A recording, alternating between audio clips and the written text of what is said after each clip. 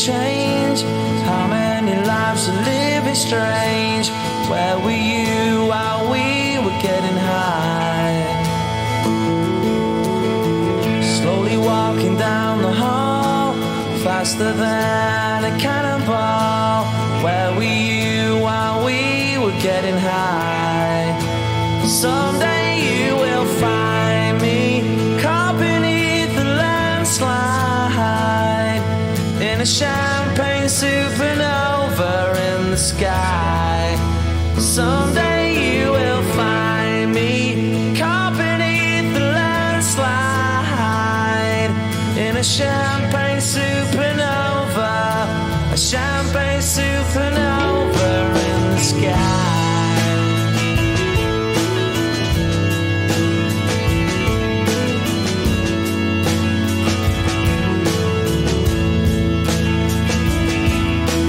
Wake up the dawn and ask her why. A dream, she never dies. Wipe that tear away now from your eye. Slowly walking down the hall, faster than a cannonball. Where were you while we were getting high? Someday you will find me caught beneath the landslide in a champagne supernova in the sky. Someday you will find me caught beneath the landslide in a champagne supernova, a champagne supernova. 'Cause people believe that they're gonna get away from the sun.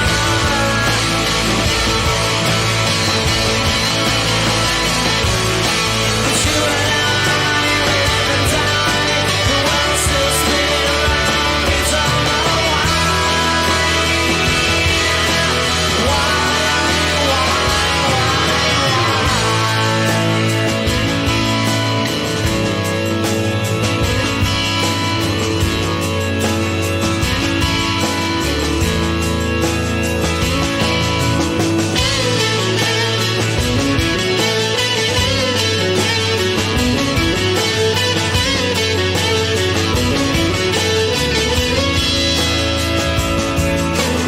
How many special people change? How many lives are living strange? Where were you while we were getting high? Slowly walking down the hall, faster than a cannonball. Where were you while we were getting high? Someday you will find me caught beneath the landslide in a champagne supernova in the sky. Someday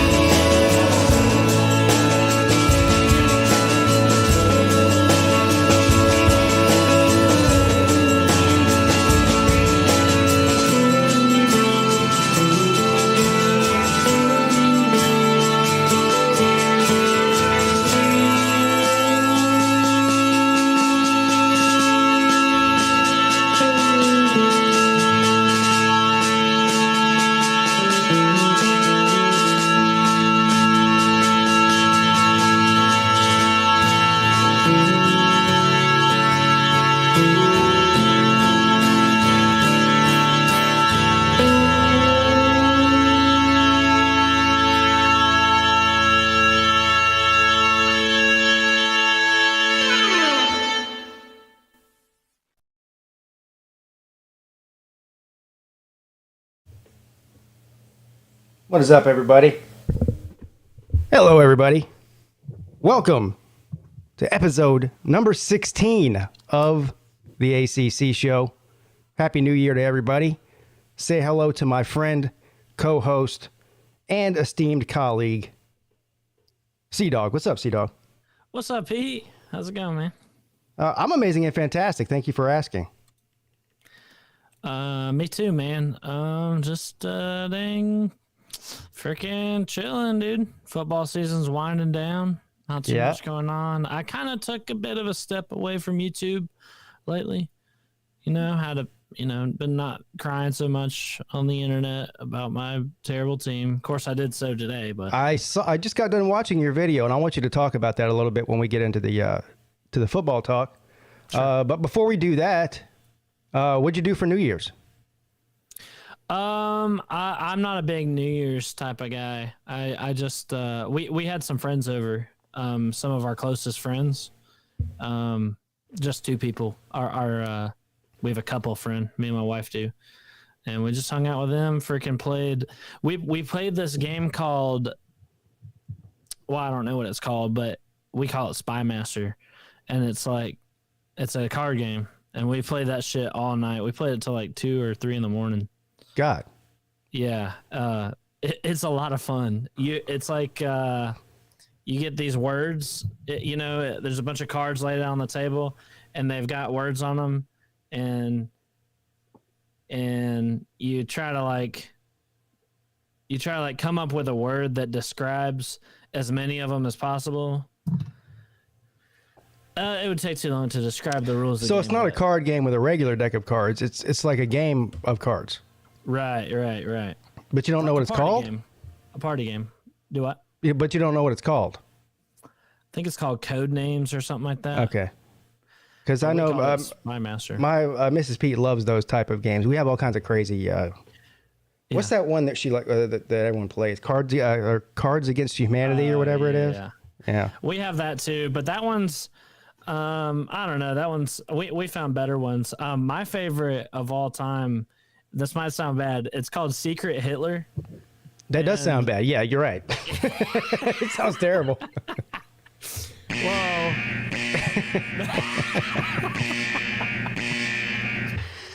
well, it's exactly what it sounds like. A certain amount of people are liberals, a certain amount are fascists, and then one person is Hitler. And the goal is to lie and cheat your way into power. Liberals, fascists, and Hitler. Where's the conservatives at? They don't, That's not a That's not a thing, huh? Okay. But that game is a lot of fun. I'll probably bring it to Slav Olympics and see if I can get some people to play. It's a lot of fun because you're all lying to each other, and to try to get to get your agenda done. Sounds about right. Yep. Sounds about really close to real life. Yeah. Well, that's good. Glad everybody had a good New Year's. People, let's see who's in the chat here real quick. We have Uncle Lou, Christopher McDavid, who everyone calls CJ. I'm not sure why, though. I don't know, but see, the Carolina Jackpot's also CJ. So I get confused with that. But, well, I guess they call him CJP. Well, whatever. Anyway, good afternoon to you too, sir. Pizza Woman, Battle Angel. She's digging the Champagne Supernova. Sven Krusberg says, Happy New Year, everyone. Matt Dummett. Bulldog JC. Talk is Pitt. Kevron Harris. Tiger Paw Craven. Kristen Morgan. It's called Code Names, she says. That's my wife. Oh. See, she knows. It's called Code Names. Hey, babe. Bible Belt Beauties. Country Tiger, JC, Vodka Drinker. Usually our Scrabble games turn into fights where we won't speak to each other for a couple of weeks. Good Lord, man. Fighting over Scrabble. Scrabble. Card games can get serious, man. Uncle Lou says, lying chess hall would be a great at that. Uh-oh. Oh, boy. Clemson fans piss me off. That reminds me, we're speaking of the Slob Olympics. Now that the season is pretty much over, right? We have a game tonight, right? LSU and Kansas State. Oh, I forgot about that. Yeah, I actually might watch it. The thing is, I think LSU is like 37 scholarship players tonight, and Kansas State doesn't have anybody that's opting out. Kansas State's favored by 7.5 right now. Oh man! But anyway, I might watch it. You know, if it's not a good game, I'll turn it off. But yeah. And then of course next Monday, we have the national championship game between Alabama and your favorite team, the Georgia Bulldogs. Do you have, before we get into the ACC stuff, do you have any thoughts on that? I mean, we know where you stand here, but do you have any thoughts on the game?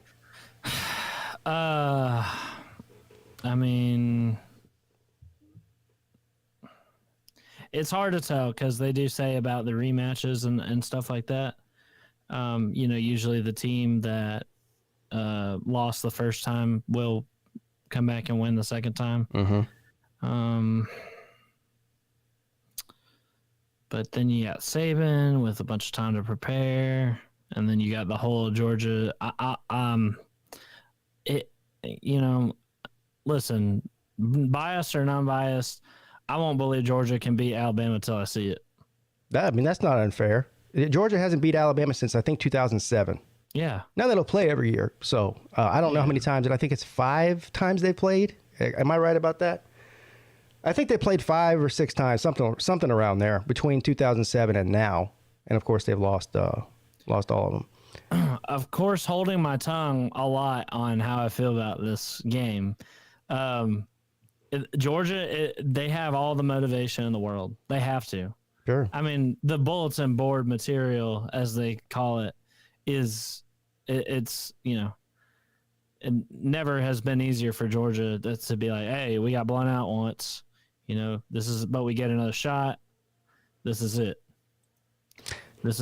Yeah, and I listened to somebody on the radio today, and they had a pretty interesting take on this, and I had to go back and really look at every playoff national championship that we've had. This is number 8. But anyway, basically every team that's won the national championship since the playoff era has started has had the elite quarterback of the two teams. Now obviously, that would be Alabama over Georgia in this game. Some playoff or national championship games, like Clemson versus LSU, had 2 elite quarterbacks. You had Trevor Lawrence and Joe Burrow.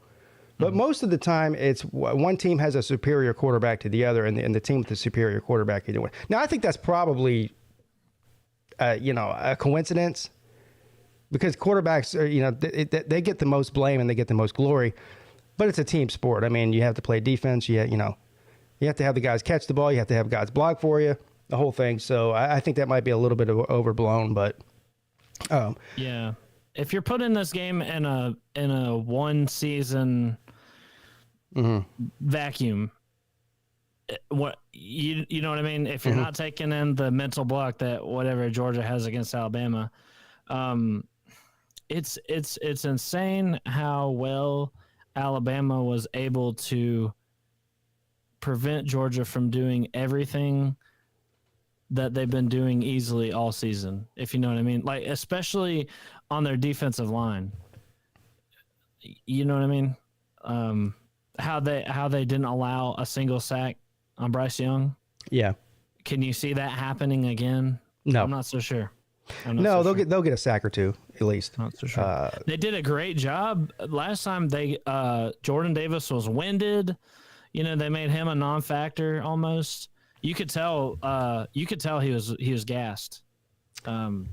Second quarter. Yeah. Or not second quarter, but second half. There's 2 things here. But there was more than 2 things, but I'm gonna focus on 2 things. Number 1, Georgia's favorite right now by 2.5 or 2, depending on where you look. I think that line's gonna move. We were talking about this pretty extensively last night on the Lunch Money Show about the line. Line doesn't mean anything, okay? I mean, less than a touchdown is Vegas' way of messing with people as far as getting them to bet on it. I think the line's going to move based on the money going on it. I think a lot of money is going to go to Alabama, and they're going to end up being the favorite by the time they kick off. But and rightfully so. I mean, yeah. I don't get – I mean Yeah, and they should be the favorite. That's what I was telling him last night. Is I feel like they're doing that on purpose to get people to lay money on Alabama, to ramp up the betting. Right. But I think one of the things that affects that line, despite the outcome of the SEC championship game, is two things: Mechie not playing.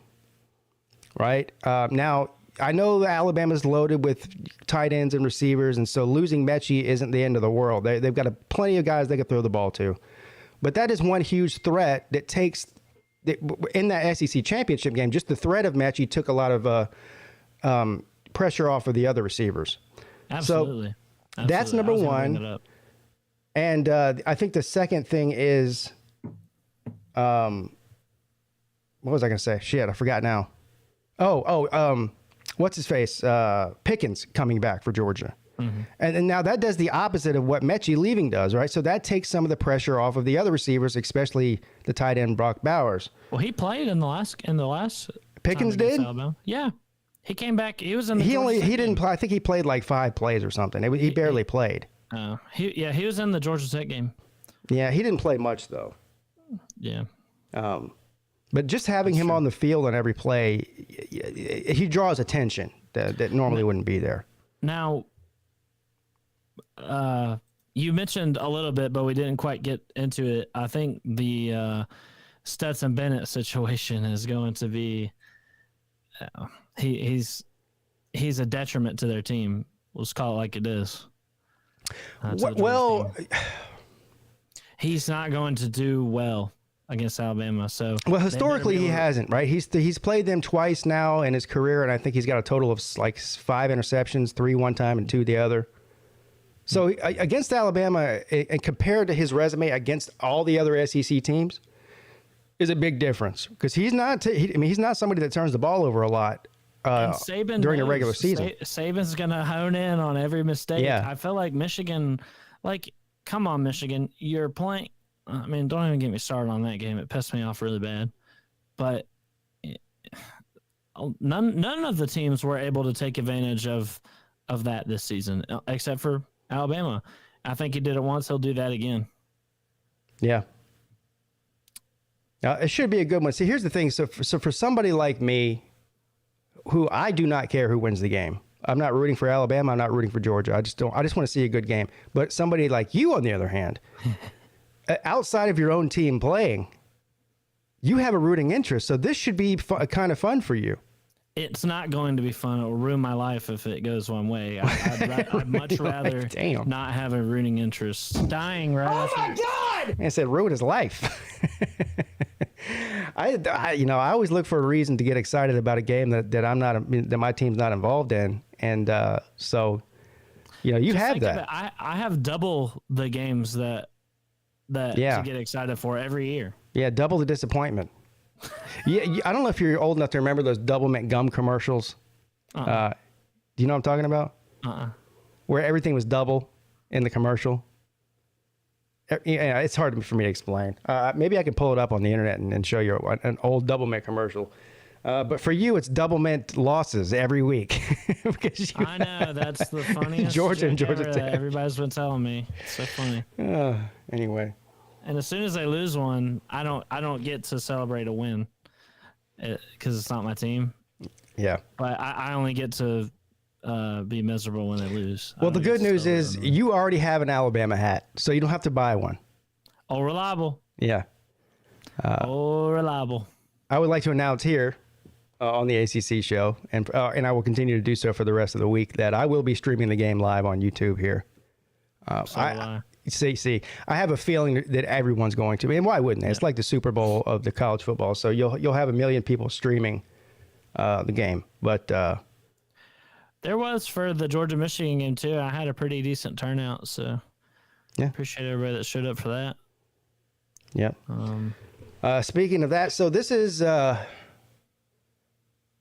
probably the final week we have anything really to talk about as far as ACC content is concerned in football. And we've had some people that have come in here over the season and say, hey, will you guys cover some basketball stuff? maybe Sea Dog, when we get around to the conference tournaments and the NCAA tournament, we'll dabble in it a little bit. I mean, neither one of us are basketball fans. We're not going to pretend to be, but some of our viewers are, and so we'll talk about it a little bit. But over the next 8 months, Sea Dog, we got Nothing else to do. we have 8 months before season starts. And we'll have signing day, not early signing day, but real signing day. We could talk about some ACC stuff. Then once the draft comes around, we can talk about ACC players in the draft. So there is things to talk about between now and the start of the season. And of course, we have spring games in April. So there's things sprinkled here and there every 4 to 6 weeks or so leading up to the season. And then of course, we have fall practice starting in June or so. So we'll have stuff to talk about, coaching changes, transfer portal stuff. So there'll be stuff to talk about. But in the meantime, there will be a lot of stuff to fill if we're going to continue doing the ACC show, which we want to continue doing every Tuesday night at 7 p.m. Throughout the year. So here's what I was thinking, and I haven't. I'm revealing this live on air. I have not talked to Sea Dog about this, so I would like to get some input from the viewers and from you as well. I would like to do something to get the viewers more involved, and I'm going to leave that. I'm going to come up with a few things, and I would like for you to come up with a few things. Is to get some interaction live on the air with the viewers of the ACC show to make it more interesting for them, and we'll also have some non-football related topics that we'll go over throughout the season as well, just to try to keep it entertaining and fun. That's all it's all about, people. It's all about fun on here. So. Okay. Over the next couple of weeks, Sea Dog, brainstorm and shoot me all of your ideas for segments involving the viewers or whatever else. And we'll go from there. How's that sound? Okay. Yeah, sounds good. Yeah. All right. Let's take a look. So what we want to do today, guys, is I want to go through these games, these ACC teams, team by team. And I'm going to give a grade, and Sea Dog is going to give a grade to these teams based on their performance in 2021. And it's easy to just look at somebody's record. This is the reason I wanted to grade them on their expectations as opposed to their record, because anybody can look at a 2-10 team and say that's a bad team. They get an F. Yeah. But let's say it's an 8-win team that was projected to be a 4-win team. So I would say that's a B or an A as far as expectations go. So we're gonna grade them based on their expectation coming into the season, and we're also going to give our personal projections on whether they will improve upon their record from this season going into next season, or they will not improve. They will get worse based on whatever's going on with them, coaching changes or problems with the program or whatever. So I tried to make I was making in the middle of making a graphic for this. But okay. Ran out of time. So we'll just have to. I don't have any beautiful graphics, but I do have screenshots of the standings that I can put up. That's better than nothing. Yes. Okay.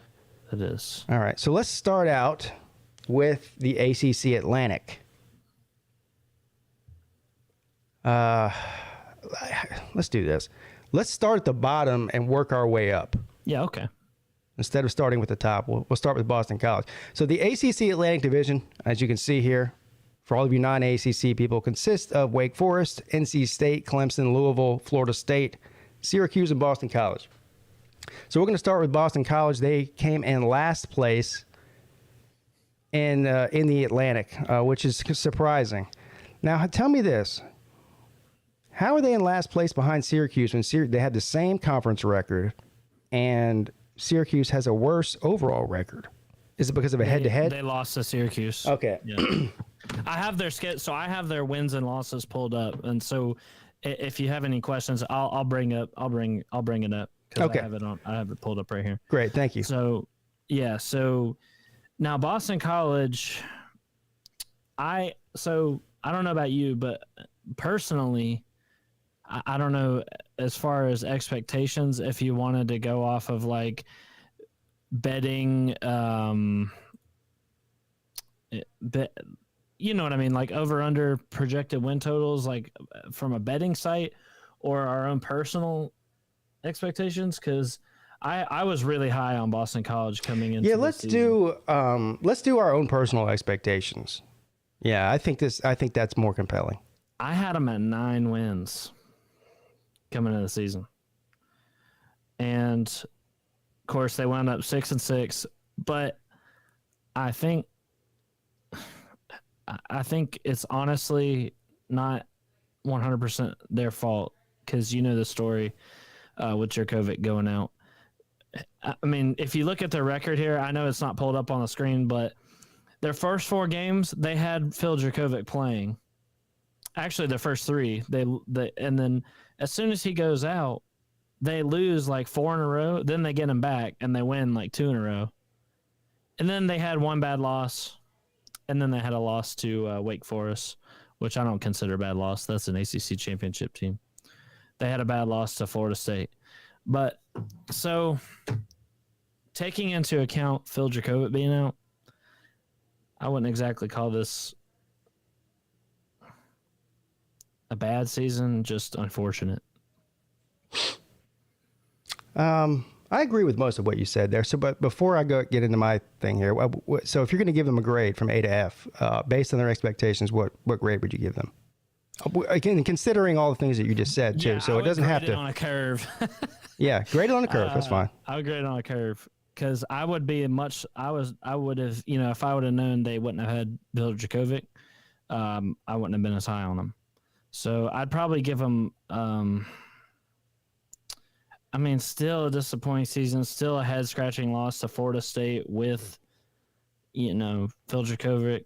I mean, it was a close one, but I give him a B-.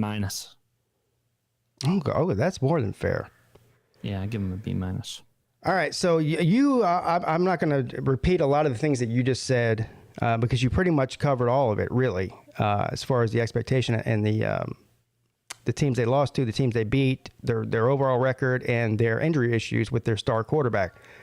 Look, I was extremely high. I might have been even higher than you on Boston College coming into the season. I thought they might have been a 9 or 10 win team. What'd you say, 9 wins or 8?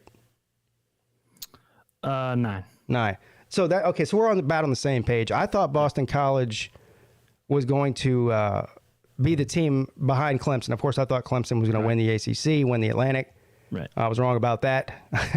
but I thought Boston College was going to be that team that was going to challenge them for the division. So based on that, I thought it was going to be Clemson, number 1 in the division, and Boston College, number 2. To be last in the division, 6-6, 2-6 in the conference, all based on one guy, Jurkovec. I understand he is the difference in the way that they played with him and without him was night and day. But injuries happen to every team. And if you go from being a 9 or 10 win team to a 6-win team based on one guy, I think that's a problem.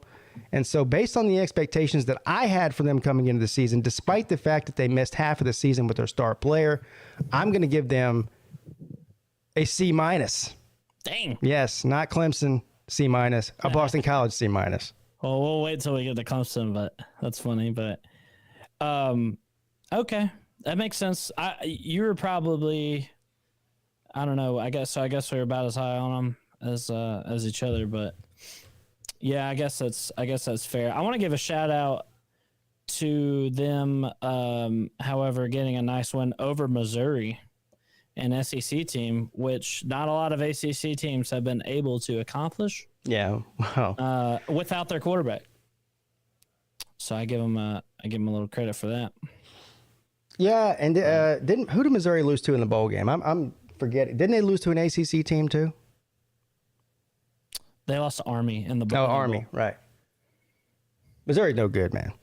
They were no good. Yeah, good, but I'll take any win over a freaking SEC team. You know what I mean? I got you. So, but before we move on to Syracuse, give me your short version of your expectation for Boston College next year and record prediction. Now, I know this is way too early, right? We still have to look at the roster. We'll give, coming into next season, we'll go into our expectations for and record predictions for these individual teams. But as it stands right now, based on what you saw this year and what you know about the team, do you expect Boston College to be better than they were this year or worse? Now, is Jurkovich coming back? I feel like he is. And Zay Flowers, they're a good old receiver. I don't know about him. I think Jurkovich is coming back, though. I think. If he comes back and is able to stay healthy, I think they can get better. But to be honest, not that much better. I'm thinking maybe 7 wins or so. That's kind of my impression without looking at their schedule. Because they did have some, even when they got Jurkovich back, they had a little bit head scratching loss here to, Florida State. Got blown out by Wake Forest. Took it to the wire with Georgia Tech.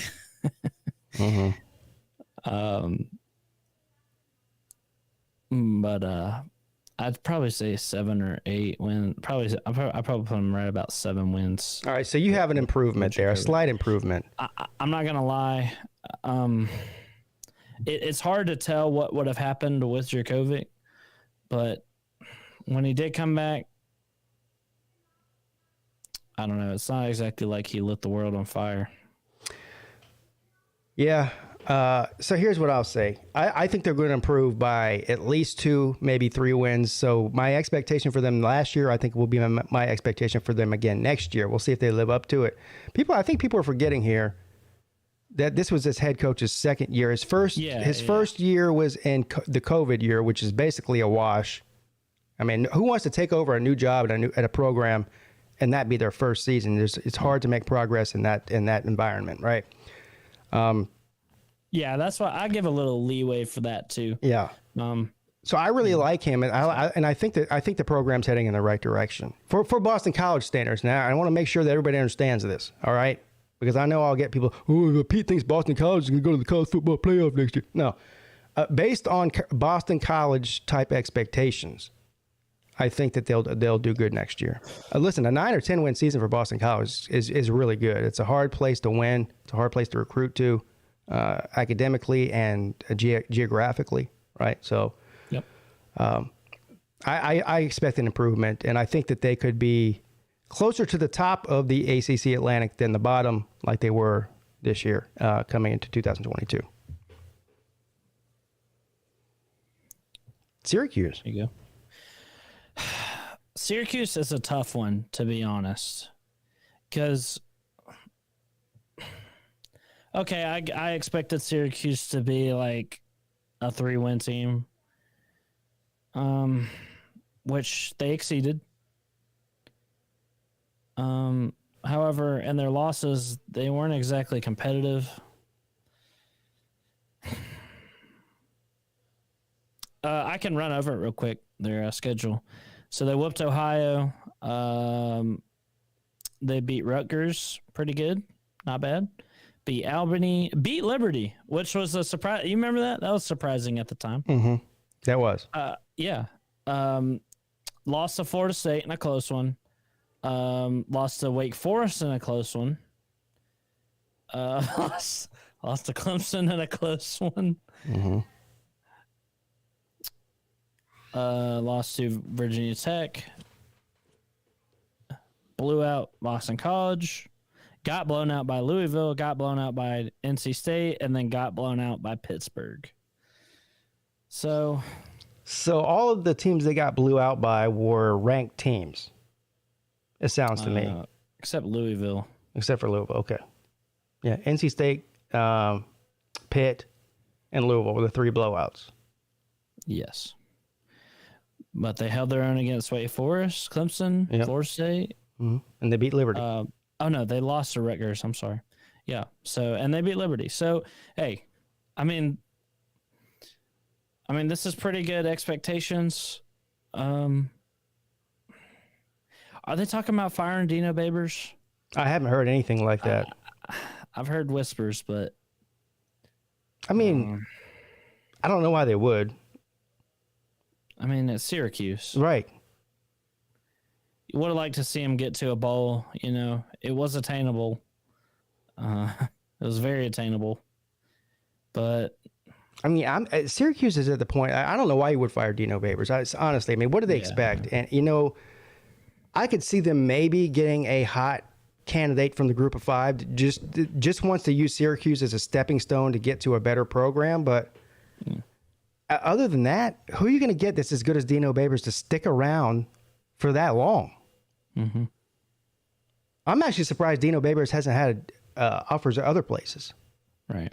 Better than Syracuse. I mean, I'm not talking like blue chip jobs like Oklahoma, Ohio State, or whatever, but better than Syracuse. You know what I mean? I mean, Dino Babers is not a bad coach. What he's done there actually has been pretty impressive. If you look at the total body of work. Mm-hmm. So, what grade do you give him based on the expectation? I might take a couple points off for a week kind of finish. I mean, you get blown out 3 times in a row to end the year. No bowl game. That's kind of disappointing, you know, to put it into a little bit of perspective. But, you know, before that, overall, I mean, I think they I say based on expectations, probably a A-, B+. Wow, jeez. What? No, nothing. Just surprised it was that high. A-, Really? anything with an A in front of it is surprising. Yeah. B+.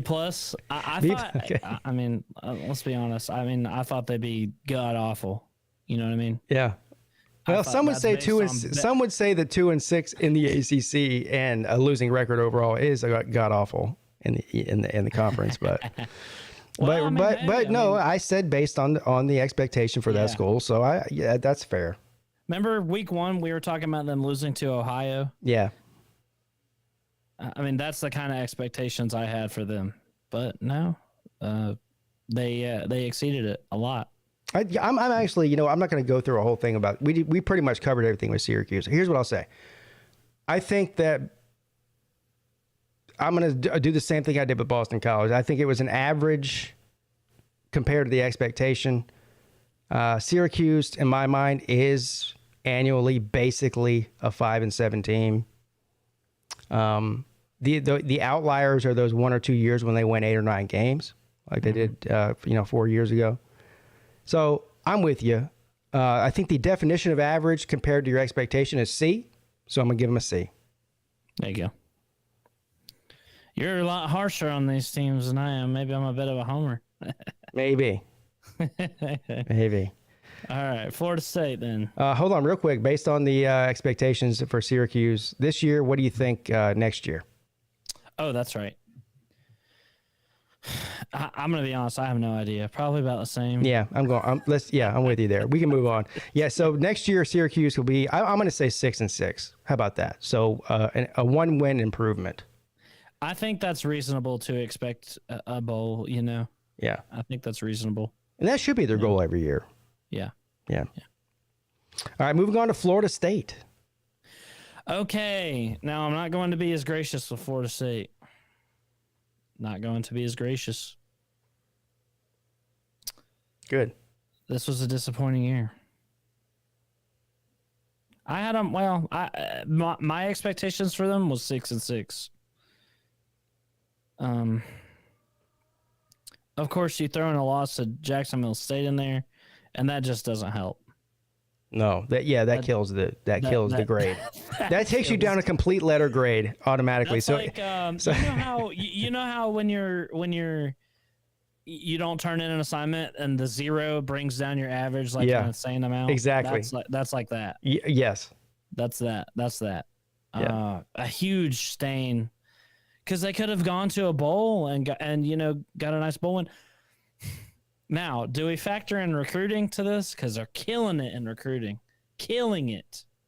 That's a big part of it. that goes more. That doesn't go into their performance for this year. That goes more into their expectation for next year. Okay, so based on expectations for Florida State, I know I'm kind of dunking on them. They're only one win below my expectation. However, that one win was at the hands of Jacksonville State, or the one loss, rather. I'm trying to think how much to punish them. What would you say the grade would be if they met expectations? Would that be like a C? Depends on what your expectations for them were. Yeah, 6-6 ball game. If they met the expectation, I'd say that's a B. That's above average. Yeah. Probably have to give them a C- then.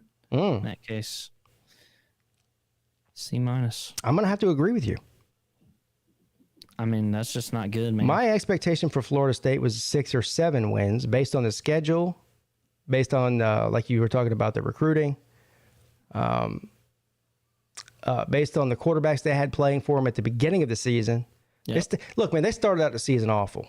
Yeah, they did. They started out the season awful. Oh yeah, four loss losing streak. They were getting tons of jokes made about them. Yes, I remember that. So even on a bad season, this Florida State team should have been a minimum 7-5. Yeah, I think. Yeah. But they ended up 5-7. So I'm going to give them a C as well. I've given every team a C so far. You said C-. I'll give them a C. We are at the bottom of the standings. Yeah, I know, but I'm still, it's based off expectation. But you're right. It's hard to give anybody above a C or you gave somebody a B earlier, Syracuse, I think. Syracuse a B+. Yeah. But as far as my expectations for them coming into next season, I'm expecting more than 5-7 from Florida State based on the recruiting that you mentioned earlier. Based on the fact that we're going to the 3rd season now of Mike Norvell's tenure there. And this is the year. I'm very lenient with new coaches. Mm-hmm. Okay. And so you take over a bad program, which is what Florida State was when he took it over. And one of those is a COVID year again. So you kind of wash that one away. But recruiting matters. And usually year 3 is where I start saying, okay, you've been recruiting well for the past 2 years. Let me see the return on the investment. Yeah. There. So I give them an A+ in recruiting. For a freaking 5-7 team and to be in the top 10 or wherever they're at, dude. And I want to say something too. I almost made this video. I don't think I did. Remember the whole deal about the I forget his name already, but the top recruit in the nation that wound up choosing Jacksonville State over Florida State. So obviously I was surprised he went to Jackson State, but what also surprised me, I was like, wait a minute. Florida State was in the running to get the number 1 recruit in the nation? And when you kind of put that into perspective, it bodes well for the future of Florida State. You might have missed this one. It hurts and sucks and everything like that. I mean, I'm not so surprised why people are surprised about that. Because I know if you look at the past 4 years, you say, okay, Florida State's a terrible program, which they have been for the past 4 years. But the previous 30 years to that, they were one of the top 5 programs in the country consistently year in, year out. So Florida State is a brand that sells itself. And if you have somebody that's halfway decent in recruiting, you can get guys to come there. And they're in the state of Florida, where there's a ton of talent. So it doesn't surprise me that they can still land 5 stars. Now, you know, this is year 2 we're talking about after bad, and people have short memories nowadays. You know what I mean? So I'd imagine it's hard to, try to convince somebody to come to a rebuilding program. I think they're doing a pretty good job. And now if this continued and they, we're getting these nice recruiting classes and it wasn't showing up on the field, then I would be like, okay, well, that's not impressive. But I think for where they are now, lots of other attractive destinations and the recruits are picking Florida State, I think that bodes well. I think Florida State over the next few years probably the best team in the state of Florida. There's too much man, I can see the Miami people in the chat right now losing their mind. There's too much turmoil at Miami right now. We'll get into that. Totally. So we'll make the comparison. Once we get to Miami, we'll make that comparison because I think that the state of Florida is fascinating right now, not just in the Power Five, but when you include the Group of Five as well. Yeah. So. And Florida was one freaking. Let me look this up real quick. What they lose to Florida? They lost to a hair to them, right? Yeah. They were lost to them 21-24. They're that close to being state champions. They were. You know what I mean? Yeah. So I thought they were going to be too after they beat Miami the way they did. I did too. So that was disappointing. They should have beat Florida. It was a bad Florida team. Yeah. But, they'll get their redemption. I mean, Florida, probably has a better roster and their SEC and all that. So, but I think Florida's about to go through something similar to Florida State's been going through for the past 3 years. So Florida State's probably going to surpass them. I think so. But so give me your grade for them for the season based on expectation. Did I say C minus? I think I said C minus. Oh, did you? Okay. Yeah. All right. Yeah, I think I did. I think I said C. Maybe give them a C, but all right. That Jacksonville State loss was bad. I think that they're heading in the right direction. Yeah, I agree with you. So we're pretty close to this. We're pretty much in agreement on both their expectation for this last year and what we think they'll do in the coming year. Louisville. Cool. Okay, I had Louisville at 6-6. Coming in the season, they're 6-7. Well, obviously with the loss in a bowl game, but I still can't help but be disappointed. I know that sounds unfair, but man, they had a bad showing the last 2 weeks, didn't they? Yeah. Against Kentucky, getting blown out by them, and then losing Air Force in their bowl game. Now, as far as expectations for the season, yes, but as far as the program, not so much. It's kind of the opposite of Florida State, if that makes sense. You know what I'm trying to say? Yeah, I hear you. I agree with you. So I feel like it ended on a real bad note there. I was on the road to giving Louisville a B until Thanksgiving weekend. Yeah. And I'm with you. I mean, you just can't come out in your biggest game and get blown out like that. Yeah, and they dropped an entire letter grade for me for finishing the season 0-2 against Kentucky and Air Force. Ouch. 21-52 it was to Kentucky. Yeah. That's bad. That's really bad. Kentucky, I mean, yeah, that's bad. So, especially with a player, one of the best quarterbacks in the conference. But I mean, check this out. They were respectable all year. They get blown out by Ole Miss. Okay, Ole Miss is a top 10 team. Blew out Eastern Kentucky. Won a good one at home against UCF. You remember that? Nobody was giving them a shot in that game. Mr. Troll thinks that Kentucky would win the ACC.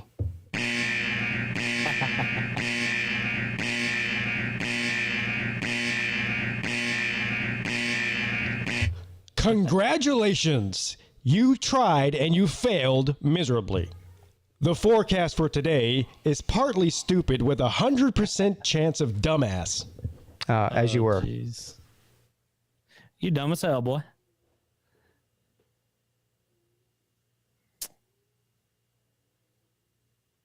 So I think we're in agreement. So what was the grade you gave him? Oh, I hadn't said yet. Oh. And it pains me to do this because I'm looking at their games here. They had some good wins. They had some close losses against good teams. And I was so high on them, like you said, until those last 2 weeks. And I'm like, man, what is going on? That's rough. I still can't. I won't be too harsh on them. I mean, you said I'll give him a B minus. A B minus. Yeah. So if B is meeting expectations, I give him that for meeting expectations, but in a disappointing way. I'm going to give them. I'm going to continue my streak here. I know this is a cop out here, but the definition of average, C. C. Okay. I think they were as average as their record was. I mean, 6-6, 6-7, that's average. 4-4, that's average. Well, in what the were conference. your expectations for them coming in the season? About average. 6-6, yeah. Yeah. So I'm not too harsh on them because they did get the bowl game and everything, but just the lackluster end of the season, I'll ding them for that. But as far as things around the program and off the field, lots of disappointment going on there. That doesn't exactly bode well.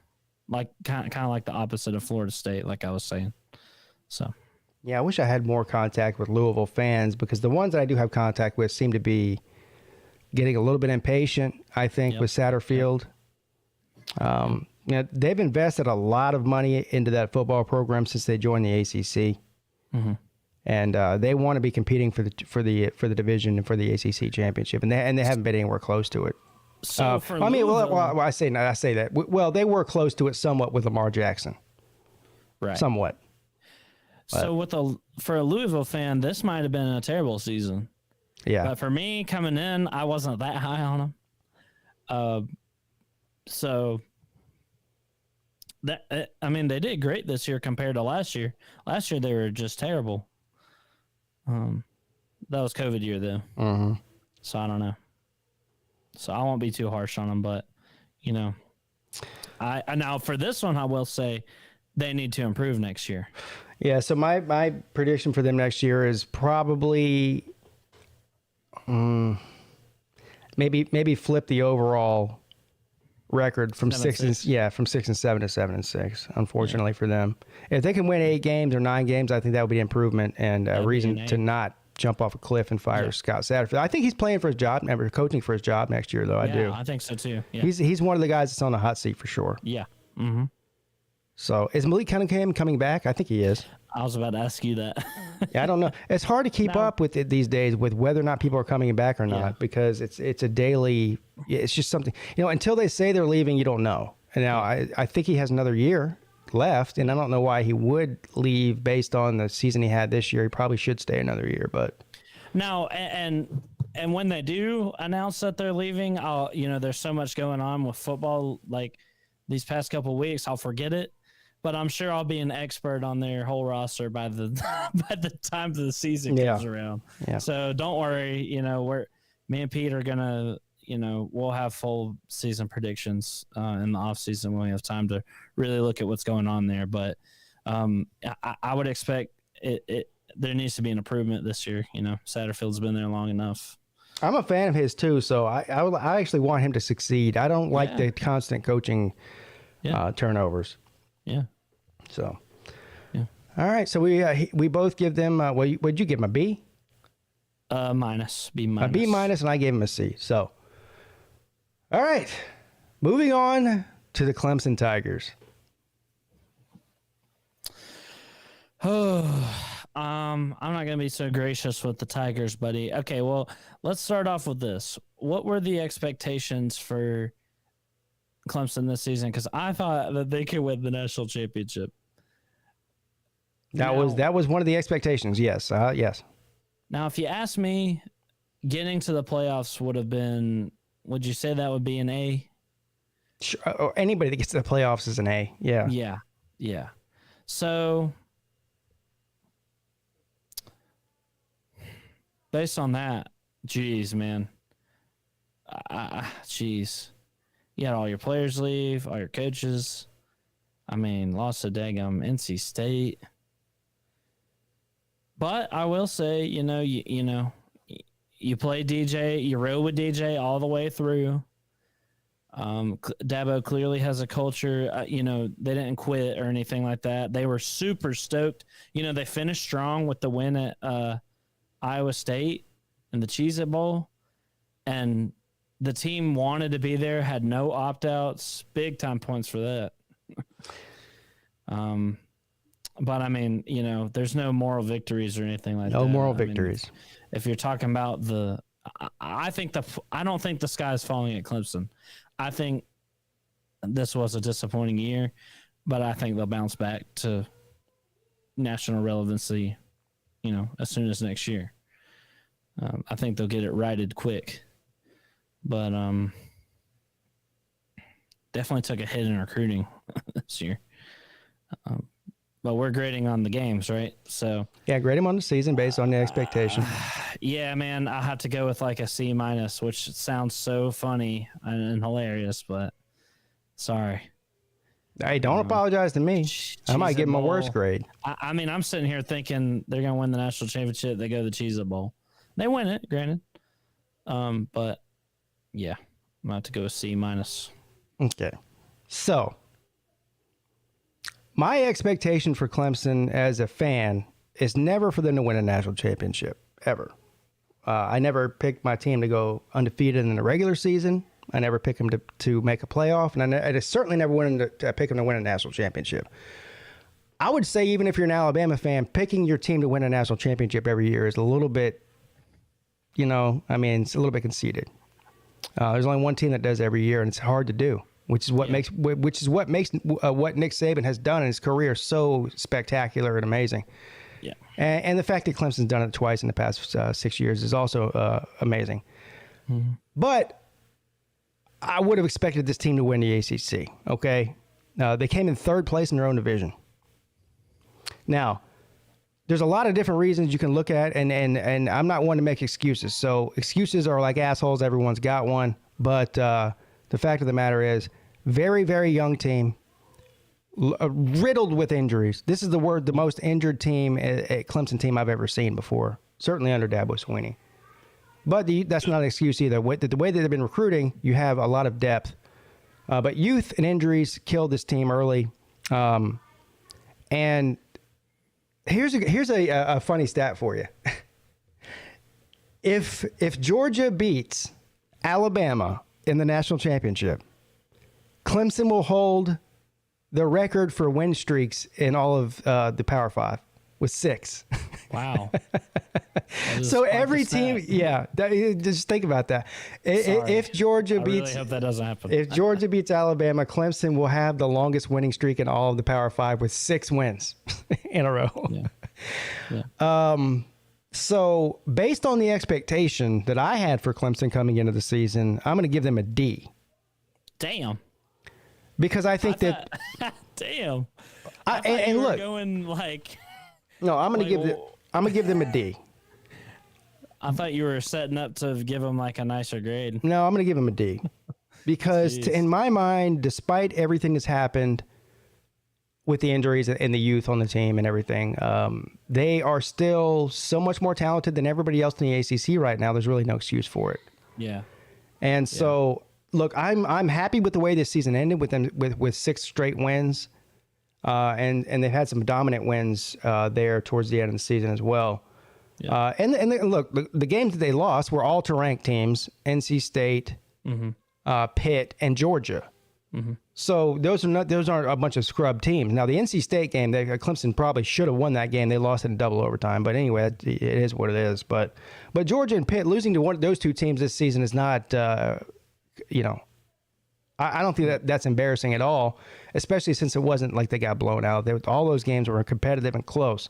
So I'll give them a D just based on because Clemson has created their own expectation. Dabo Swinney has created his own expectation, and this is one of the things and I love Dabo Swinney, and I've said I wouldn't trade him for anybody else in the country, including Nick Saban, mainly because of their age difference, right?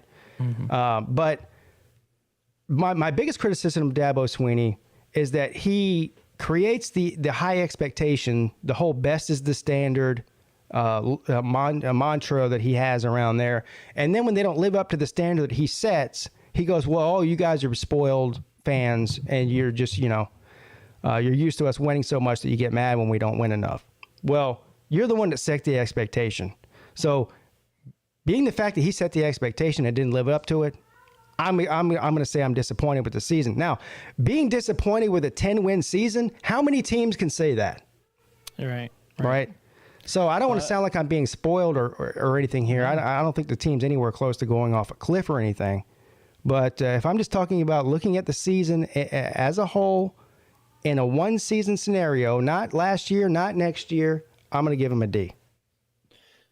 Yeah, that makes sense. I gave them a little leeway because of how they were able to turn it in around. They, like you said, had some good wins, won their bowl game, coming out on a nice note.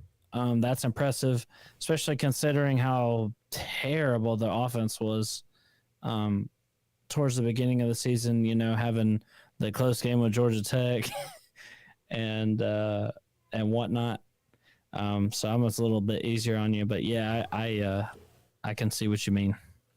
So as far as next year goes, my expectation is for Clemson to win 11 games in the regular season probably and win the ACC. Win the ACC. Win the ACC, and most likely if that happens, if they are 11 or 12-1, if they win the ACC and only will lose one game in the regular season, I would expect to see them back in the playoffs, most likely, if that happens. Now, it depends. There might be more undefeated teams, and they might not get in there. But what's the big non-con game is Notre Dame next year. I was just about to ask that. Yeah, on the road at Notre Dame. You better whoop them. Better whoop them. Well, just better beat them, really. Yeah.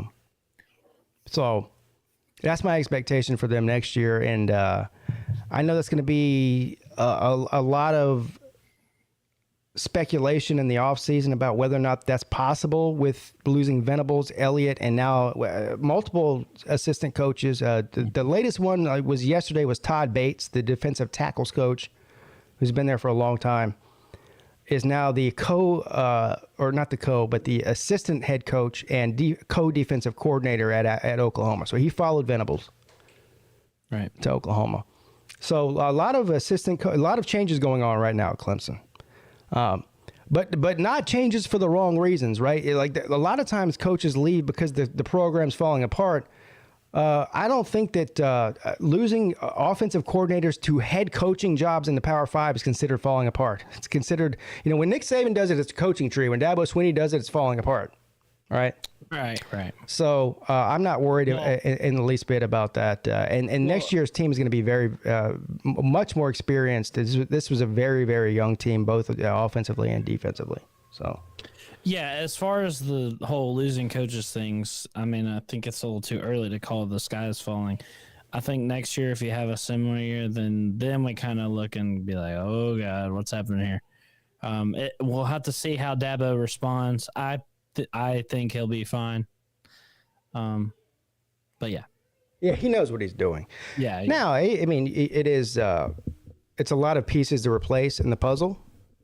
So we'll see how that all turns out. I'm a huge fan. I do like the defensive coordinator hire with Wes Goodwin. I'm still the jury's still out as far as I'm concerned anyway on the offensive hire with Brandon Streeter. But we'll see what happens next year, and we got some good new guys coming in on both sides of the ball. I know it wasn't a big recruiting class, but quality wise, the quantity wasn't there. Like 12 signees so far. We'll probably end up with about 15. But as far as the quality of those guys, virtually all 4- and 5-star guys. So it's not like we signed a bunch of scrubs or something. And and again, a young offense that's all going to get better. So I'm looking forward to next season. I think it's going to be a lot better. I think really, when we look back on this, maybe 2 or 3 years from now, we'll say that Clemson needed this. They were getting complacent, running through the ACC like a hot knife through butter, and punching their ticket to the playoffs. They needed a reality check, and they got it this year. Yep. So, I'd say so for sure. All right, NC State. Okay. I'll have to actually refer to my expectation sheet. I think I had them at 8 wins. Let's see. 1, 2, 3, 4, 5, 6, 7. I had them at 7 wins. So they actually exceeded my expectations. Me too. They exceeded mine for sure. I'll make it quick. I'm going to pull the Band-Aid off here real quick. I'm going to give NC State, based on the expectation for the season, an A-. I think so too. Now, it is disappointing they didn't get to finish on their bowl game against UCLA. Yeah. So that leaves their last game as a loss to North Carolina, which is disappointing. Let's see. But yeah, I give them an A. I give them an A. If they would have if they would have won that game, I would have given them an A+, a 10-win season. Yeah. But they finished 9-3. Right. So. Yeah. I give them an A. Yeah. I mean, that's a pretty great season for them.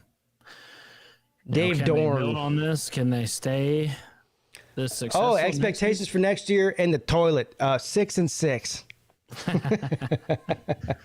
I could see that happening. They've been doo-doo bad for a couple of years before now. So I can see that, maybe this was their kind of big time season where, it's going to be hard to follow this up. I just don't see it happening. I'm definitely going to lower my expectations for them next season. Well, you should. I mean, look. I mean, in seriousness, NC State has a history of doing this, right? Every 4 or 5 years, they have a 9 or 10 win season. Well, not a 10 win season. They haven't had a 10 win season. I don't think. When was the last time they had a 10 win season? It's been a long time. Yeah. So anyway, 8-9 win seasons considered good for NC State, and they do that, and then they'll. I just said they win 6. That's a shame too. They couldn't play in a bowl game because did you know Pac-12 is defeated in bowl games. Didn't win a single one. Yeah, as bad as the ACC was this year, the Pac-12 was actually worse. Yeah. Yes. Pete. Yeah. Oh hell, Pete's left. I did not leave. He's gone away on me. But yes, I just dropped a bombshell on you guys. That is right.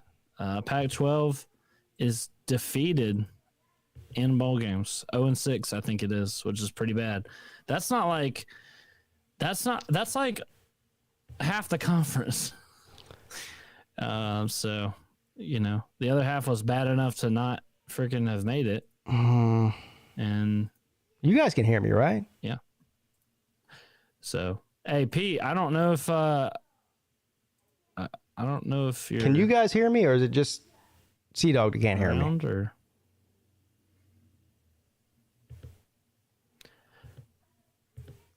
Oh, you left the StreamYard. No, I didn't leave. Can you hear me now? You got kicked out somehow. I don't know what happened there. That's weird. All right. Well, that was weird. But anyway.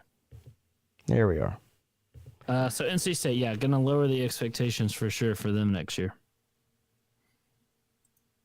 All right. They could hear me. I don't know what it was. Anyway, We're back. Yeah, so I'm gonna lower my expectations for NC State as well. I'm gonna say next year 7-5. Yeah, 7-5 overall. Yep. All right. Wake Forest, the crown jewel of the ACC Atlantic Division. 11-3. Wow. These jokers went. I think that's the second time in history they've won 11 games. Now, look, this is Wake Forest, man. I give them an A+. Won their bowl game. A+, I'm with you. Saved themselves from having to play Texas A&M, which might have been an A at the worst if they had lost to Texas A&M. But nope, got a sweet Gator Bowl win over freaking Rutgers. A+, dude. I mean, this is Wake Forest we're talking about. A++. 11 wins overall. They were undefeated for so long. Their only conference loss was to Clemson when Clemson was on their upswing, not when they were at their lowest point of the season. Now, albeit they got beat, Clemson beat the shit out of them, but still, one conference loss, only one to Clemson. That's funny how you're saying conference loss. So They lost to North Carolina, but that doesn't count. Well, that's true. Yeah. That's true. Count. That's a good point. That's actually a good point. Yeah. Yeah. But it is their only conference loss, technically. Right. Technically, is the best kind of correct. So I don't think there's much. I mean, look, man, Wake Forest, if you look at them winning the division, winning 11 games overall, winning their bowl game. I know it was against a terrible Rutgers team. That was not Wake Forest's fault, right? That was A&M's fault. Yeah. I think that I heard that Sam Hartman is coming back. Is that true? No way. Dang. If that's true, Wake Forest could be a threat in the ACC again next year. Well, they've lost Christian Beal Smith. He's gone in the transfer portal. Yeah. For some reason, why do good players keep losing Wake Forest? Leaving Wake Forest. I mean, they're good. You can go 11-3. I mean, what Dave Clawson has done there is nothing short of freaking amazing. You know, whatever shortcomings they have, he doesn't have much to work with at Wake Forest. He freaking makes it work. He kicks ass. I know we sound like a broken record on the ACC show all season talking about how is Dave Clawson still at Wake Forest, and I'll continue to say it. I can't believe that he was not serious, and maybe he was. I don't know. A lot of the stuff is kept private with interviews. Maybe he was interviewed and considered for some of these big jobs that were open this year. I don't know, but he should have been. He should have been. I would have. I seriously thought he was going to go to Virginia Tech, but yeah, I don't know. I don't see him staying there much longer. But I feel like I've been saying that every year for the past 3 years, and it continues to stay there. So maybe he is. Some coaches are like that. Yeah. Then they inevitably have like a bad time, and then they fall out of relevancy. But right. Listen, man, freaking Wake Forest, dude. I mean, they couldn't have had a better year. No. Shout out to them. Yeah. And that's not one of the teams that I hate in the ACC. You know, NC State's one. Obviously, Florida State's one. How could you hate Wake Forest? Right. I mean, maybe if you live in the same state, I guess, but I don't know. They have, I think, in all of the Power Five, they might be the smallest school. Maybe them and Duke. Yeah. Like as far as student population, I think there's only 5,000 students. Maybe not even that. Maybe it's like 4,500 students. That's the at size Wake of my Forest. high school. Yeah. Right. That's insane, dude. Yeah. They have big time academic requirements. I mean, this is nothing short of a miracle. And when you look at it, here's what makes what Dave Clawson has done there even more impressive. If you look at the state of North Carolina, let's compare it to the state of South Carolina, for example. You have two Power 5 teams, Clemson and South Carolina. Yeah. Wake Forest is competing in recruiting with NC State, Duke, North Carolina. Who am I missing? NC State, Duke, North Carolina. That's it. They're also recruiting against some of the group of 5 teams. There's a ton of football teams in the state of North Carolina. But here's the thing. App State. Here's the thing. They don't compete. They don't recruit well at all. He's doing this with freaking 3 stars, dude. Yeah. It's insane. It's nuts. Yeah. It's nuts. So can't. Yeah, Eastern Carolina, App State, North Carolina, NC. That was the other team I was missing. North Carolina, NC State, Duke. We said North Carolina. Okay, but anyway, my point is, out of all those teams, recruiting against all those teams, it's really it's amazing what he's done there. Yes. Yeah, it is. I'd say he's one of the best coaches in the country based on what he's working with. Yeah. Like when freaking James Franklin was on all those games at Vandy. This is like on the level of that. Is this the best season in their history? They've won 11 games before.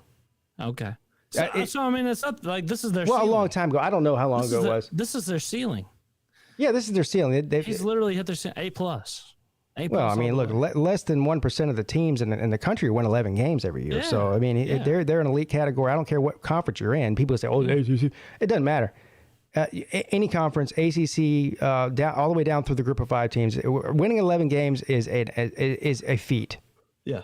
So, for a team like Wake Forest to do it, just shows you that they're A++. I'm giving them on their season. And now, as far as next season goes, I don't think they'll win 11 games. No, I mean, I think that's going to be hard to do. But if they could come along, if Hartman comes back and they can manage to win 9 games, I would still consider that to be a success on the season. I would too. Yeah, I would too. So, shout out to Wake Forest, Demon Deacons, and Dave Clausen. Okay, it took us an hour to go through that. So we'll have to step the game up here a little bit with the Coastal. We shot the shit for a little bit. Yeah, that's true. All right. Well, this will be easier to do anyway because Duke. Oh. Well, 0-8 expectations for me, honestly. 0-8. Do you have Duke's schedule pulled up? Rattle that monstrosity off to the people. Good God. So they lose to Charlotte, week 1. Win against North Carolina A&T. Okay, but here's the kicker. This is it right here. This is what I bump them up for. They have separated themselves as not the worst teams even in the Power 5, because here they go. Twice in a row they beat Northwestern and Kansas. And you joke about the worst teams in each conference. Well, Duke is down there and managed to beat freaking Northwestern and Kansas. So, hey, at least they're not the worst in all Power 5, you know? Twice in a row. Unfortunately, that their season peaked there. Their season peaked at a 52-33 win over Kansas. They then lose to North Carolina, Georgia Tech, Virginia, Wake Forest, Pittsburgh, Virginia Tech, Louisville, and Miami, all in a row, and they're all blowouts. Except for, of course, for the Georgia Tech game. That was not a blowout.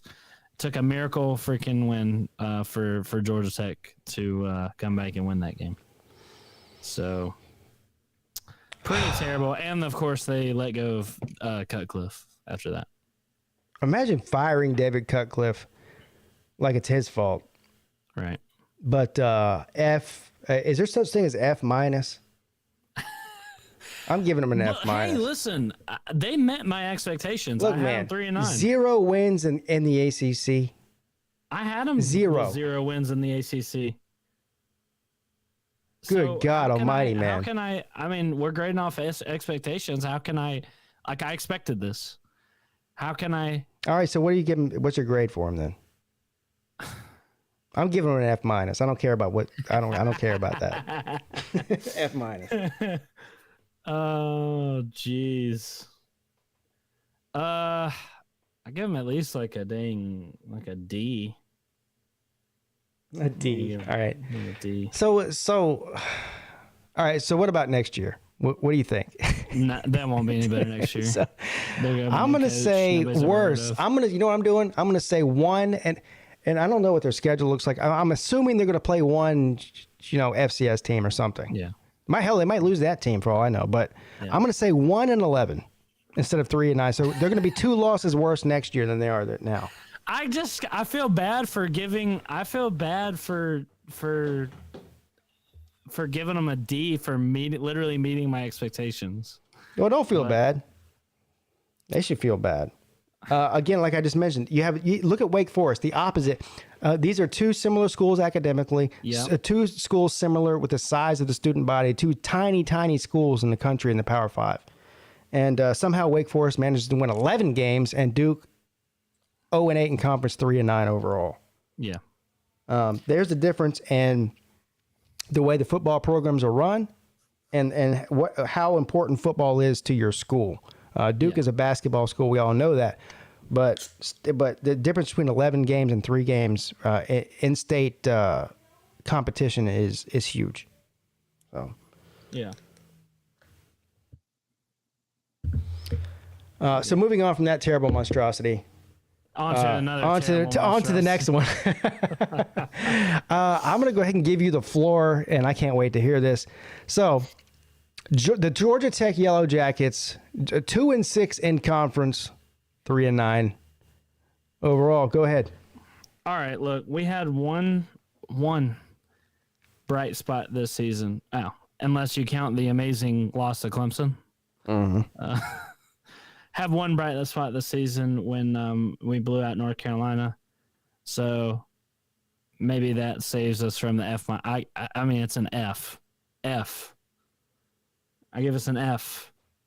There's no reason we should have gone 3-9. We have something like the 5th ranked best roster in the ACC. Don't want to hear about triple option. Don't want to hear about COVID. Don't want to hear any excuses anymore. F. Get an F. Jeff Collins is a joke, and he's run off all the best players and coaches off the team. This was an epic disaster, and now we're boned because we can't fire him because it's too expensive. And this was just awful. We lost. I mean, I don't know about we might be on the biggest losing streak in the Power 5. We lost, let me count them here. 1, 2, 3, 4, 5, 6, 7, 8 games in a row. It was absolutely just awful. Just unbelievable how bad this season was. I mean, there's no reason we shouldn't have made a bowl. Well, I mean, yeah, we were competitive for most of the season until our last 2 games. This is sad, dude. Just awful. Losing Northern Illinois. This season ruined my life. The season was the worst football season of all time. So, Georgia Tech gets an F. Jeff Collins gets an F. Jameer gets an A+, and goes to Alabama. And I don't even think I'm going to add on to that. I'm going to give Georgia Tech an F as well. Yeah, thank you. Jesus Christ, dude. I think the expectation for next year should obviously be higher. You can't make it lower. I mean, that's rock bottom as far as I'm concerned. Yes.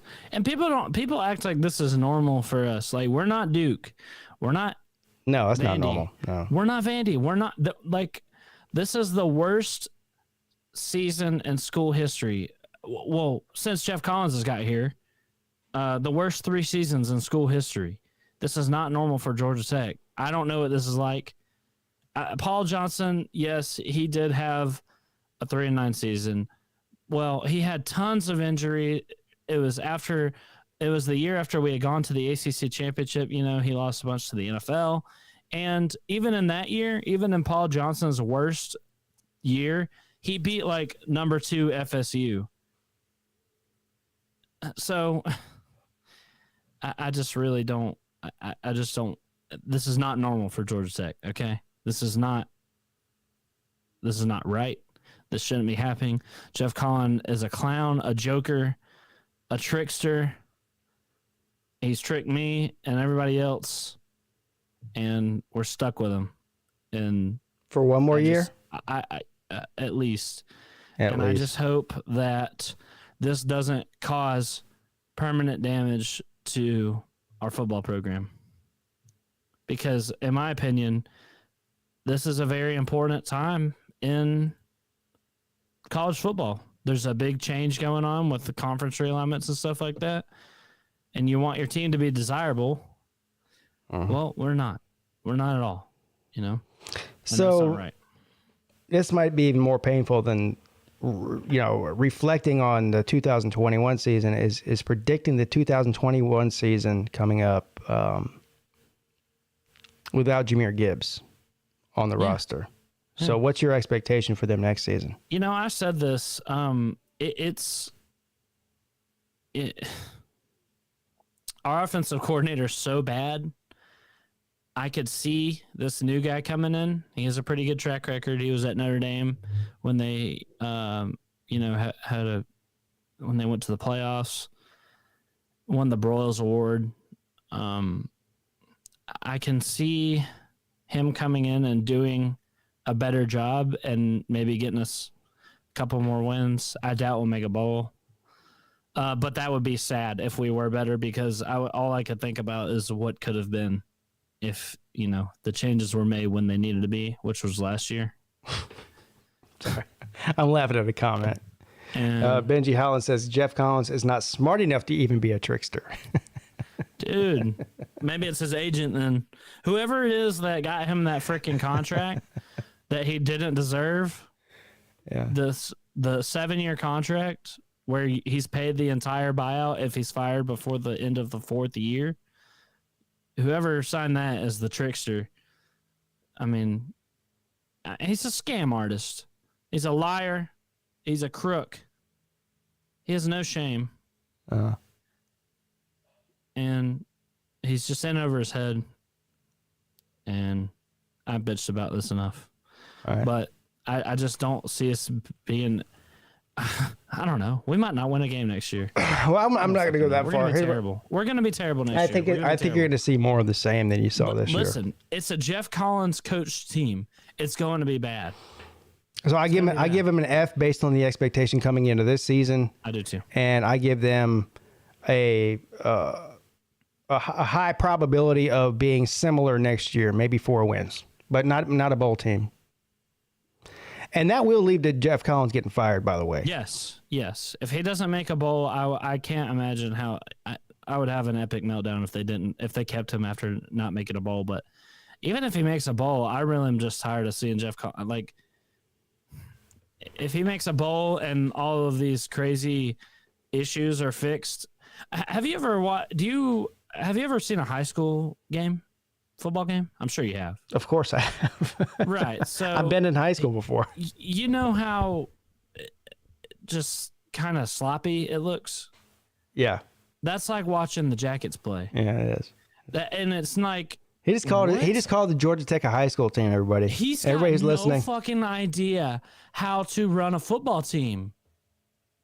They're just I mean, how do you false start after a timeout? Twice. It doesn't make any sense. We're a mess on we're just unorganized and a huge mess. And it's just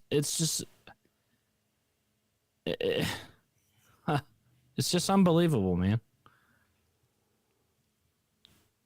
It's just unbelievable. So we are in agreement. Georgia Tech gets an F.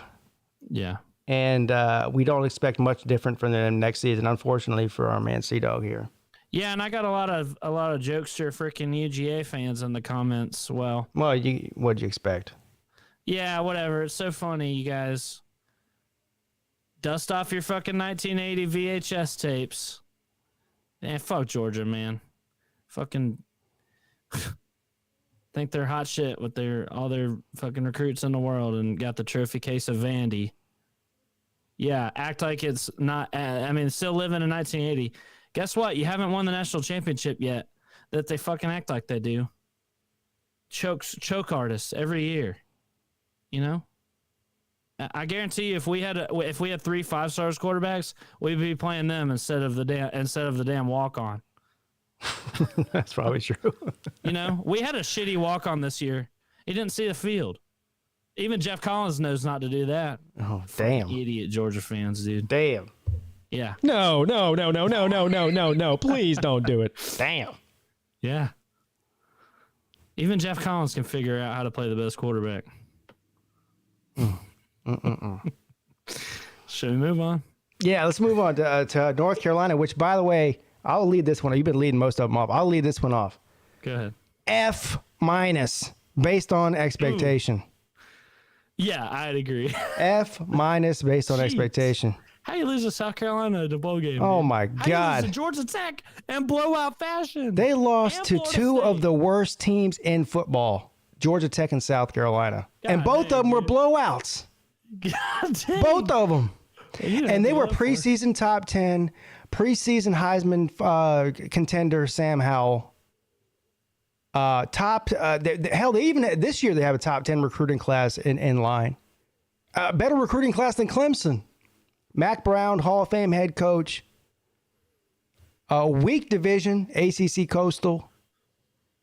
I mean, look at the records in the ACC Coastal here. It's the definition of average. So going into the season, they had North Carolina 6-7, a losing record for this team. They had North Carolina. Well, me and pretty much everybody else had them winning the Coastal and possibly challenging Clemson for the ACC. Well, Clemson's down this year. It was wide open. I mean, Pitt wound up being good, but they really had no excuse not to be competitive, at least for the Coastal, but to be this bad. Yeah. F-, dude. Terrible. They start out the season. They started out with disappointment with a loss to Virginia Tech, win against Georgia State and Virginia. Somehow they beat Virginia. Can't be explained. North Carolina is the opposite of Wake Forest. Wake Forest is a team you expect to be 3-5, 6-7 on a decent year, with marginal talent. UNC has more talent than anybody else in that state.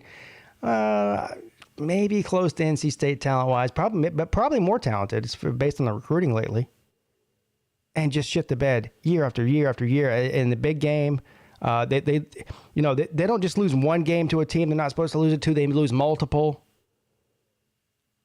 I don't know. I have been high on North Carolina for the past couple of seasons because I'm a huge Mac Brown fan. Okay, I mean, I like him as a coach, I like him as a person, but I'm about to jump off that train right now. I don't know how much longer I can deal with this.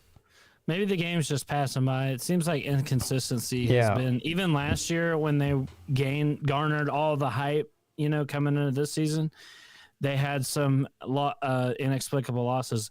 And we were saying like, oh, if we could just get rid of those couple, if you could polish those up and, improve on that. Well, no, the problem got worse.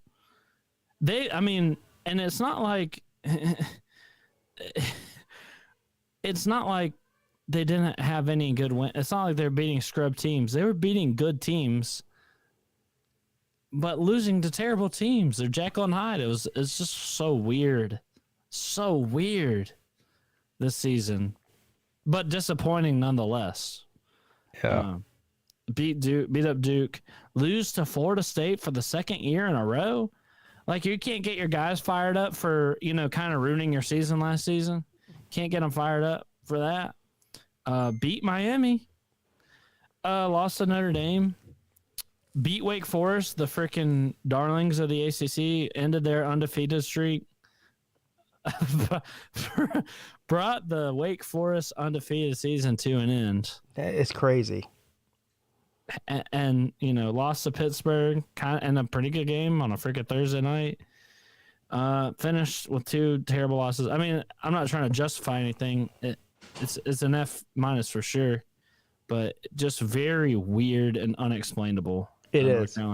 They had the weirdest season of tried betting on any North Carolina game. They had the weirdest season of any team in the ACC. Yeah. And I don't know I have no idea what to expect next year. None. Oh, I know that you're not freaking talking about my Slab Olympics performance. Are you kidding me? Oh. I was second this past year. I was second in the Slab Olympics. Freaking Georgia fans should know what it's like to cheer for number 2. I'm freaking, if you can sit there and defend Georgia for being number 2, you can't freaking get on to me for being second in the Slab Olympics. I just don't want to hear it. I'm freaking coming for that gold this year too. Year of the Sea Dog. Year of the Sea Dog. Year of the Sea Dog. Year of the Sea Dog. Look at this man here. This man had a chicken wing. What is that metal thing that's coming out of the back of you? What was that made out of? It's just some like wire we found wire we found. What, like in a dumpster somewhere? I mean, where'd you find it at? At the shop I worked at. Oh. I work in, a little shop. It was just some wire. Well, you can see he has a blanket up. It's too bad you can't see the back of this, but it's a blanket. It's a pizza blanket. It's a pizza blanket. It's a blanket that looks like a piece of pizza. That's what it is. And he tied it around his neck. I don't even know if you call that tying or tucking, whatever it is. He had it tied around his neck. I don't know what the headphones were for. They kind of helped keep the wire stable. I had it running through. You had the wire running through the headphones. I got you. Yeah. Yeah. It kind of helped it. So I'm gonna catch that chicken this year too. And he had a piece of fried chicken. Is that a chicken leg or a chicken wing? It's a drumstick. A drumstick. It's a leg. Yeah. A chicken leg. And I'll tell you, this picture I took here, this was probably, I don't know, what do you think, about 9 o'clock in the morning? Something like that. Yeah. Yes. Early, okay? And the piece of chicken already had dirt stuck to it. There was hair stuck to it. It was the most disgusting thing I've ever seen. Yeah, it was gross. It was disgusting, yeah. But I give the Sea Dog uniform for the Slob Olympics an A+. How about that? Don't forget the shirt that's like 2 sizes too small. I think I won some kind of contest for Uncle Lou, and he sent that to me for free, and sent me a large. Well, clearly I'm a XX, but I wore it anyway because I thought it was pretty funny, and it really it hugged me in all the wrong places. Yeah.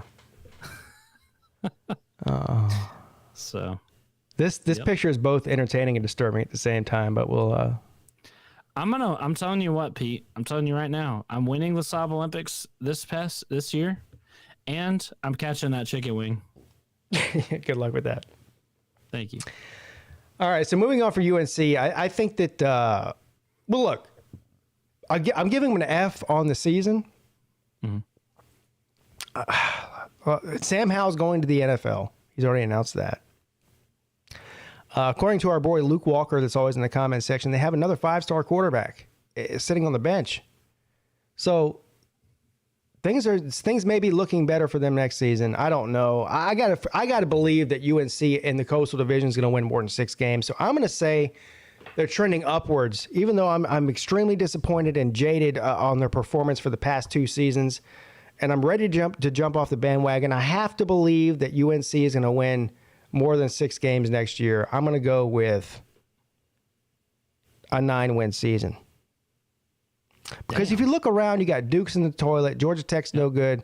Virginia's probably going to take a step backwards. Virginia Tech's got a new coach. I mean, all these new coaches.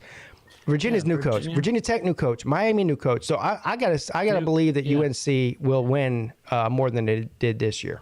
Yeah, this Coastal upcoming year, 4 new head coaches in the Coastal, and one that's just total doo-doo, and one that's freaking Narduzzi. Yeah. So we'll see. All right. So Virginia. I would agree. You probably. You can't go much lower than this. No, you can't.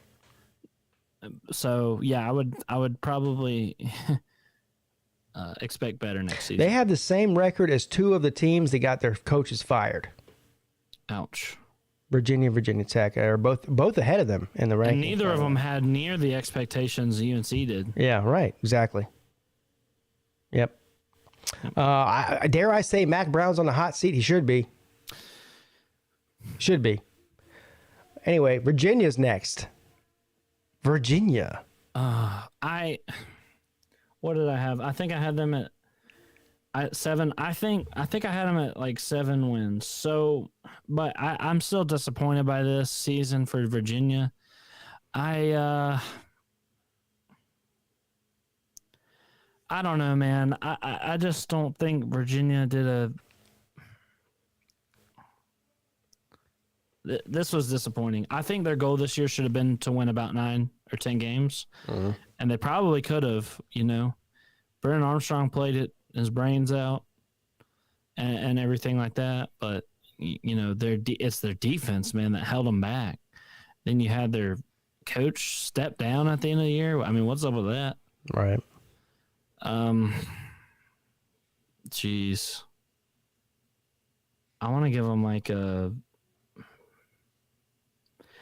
So here, I'm gonna lay out kind of their schedule right here and kind of why I'm disappointed. So they start out with 2 easy wins against shitty teams. Lose to North Carolina, which didn't look bad at the time. Now it does. Lose to Wake Forest, not bad. Beat Miami, pretty good. Beat Louisville, beat Duke, beat Georgia Tech. Lose, but then check this out. In the season on a 4-game losing streak, lose to BYU, lose to Notre Dame, Pittsburgh, and Virginia Tech. And listen, you can probably excuse the BYU, Notre Dame, and Pittsburgh losses, but Virginia Tech, man, they should not have lost to Virginia Tech. I mean, no, they shouldn't have. For some reason, they have this weird monkey on their back with Virginia Tech. Yeah, it's kind of like Georgia and Alabama, isn't it? Well, Virginia broke that. They beat them last season, and then like 2 seasons ago, I think. Yeah, no, yeah, they just did. Beat them in 2019, broke the 15-year streak. But man, so they're what 2 and 15 in the last 17 years. Yeah, terrible. No, Yeah. I think I can't remember who won in 2020, but I know that Virginia broke that streak in 2019. I think Virginia won in 2020. Either way, it's terrible. Yeah. Virginia Tech didn't have a coach. You know, it's a rivalry game. Virginia should have won this, and just terrible that they didn't. I got to give Virginia like a D+. I